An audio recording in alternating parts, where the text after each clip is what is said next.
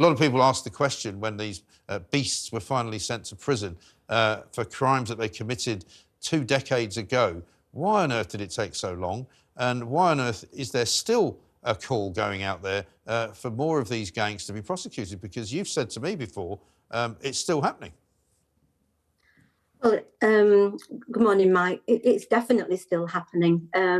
Yeah, you've introduced me as the Rochdale whistleblower, which is what everybody knows me for. But as you know, I've started my own charity, the Maggie Oliver Foundation. Yeah. So we are dealing with current jobs, which are happening now.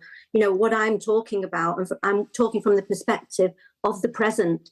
Those questions that you've just asked are extremely relevant. And I would say they weren't dealt with because they have not been prioritised. They've been ignored. The victims have been silenced, blamed. All these factors feed into it.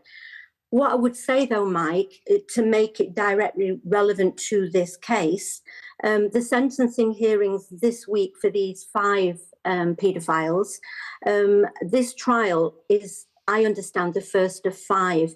Now, my real concerns around this particular case, quite apart from the length of time it's taken to even begin to investigate, my understanding is that these 2 victims, survivors, young women, they first approached Greater Manchester Police in 2015 to complain about their abuse.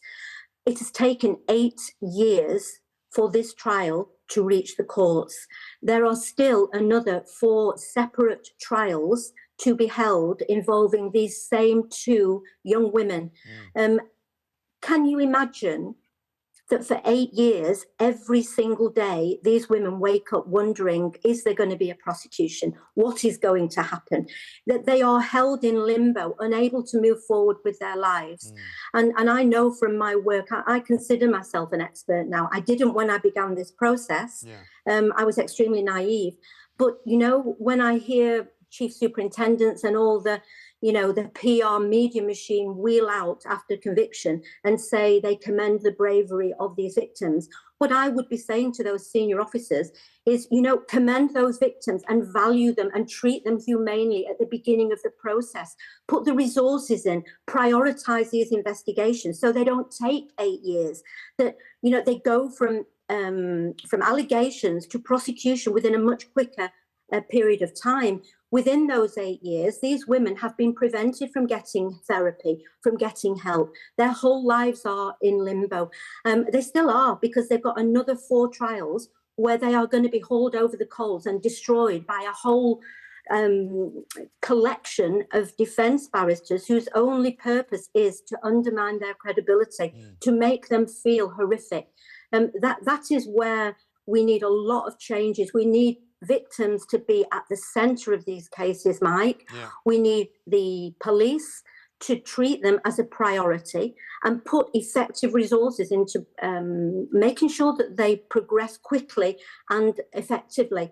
I think the other thing to say is that, you know, you know full well that there are only less than 2 in every 100 recorded rapes that ever reach. Yes, we're just slowing up on your signal there, Maggie. One of the things that you've said in the past, Maggie, and I think you said this week as well, that the problem also in this situation is that family courts are incredibly secretive. They're incredibly injudicious in some ways, and they're very difficult kind of places for people to navigate if you're not familiar with the way the system works, aren't they?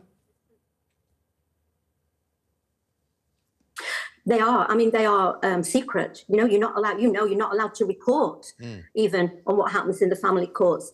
You know, I'm in contact with victims from all walks of life, not just grooming gangs. You know, women who were raped walking down the street. We're heavily involved in the Baird review, where young women have been strip searched and treated horrendously in police custody.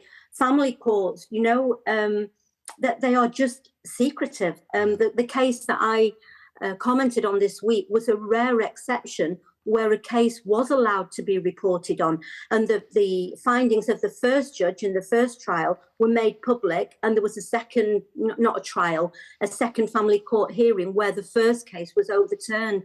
It is really rare that that comes into the public domain. And I believe that we have to be open and transparent and honest about where these improvements are needed. And that isn't what happens at the moment, Mike.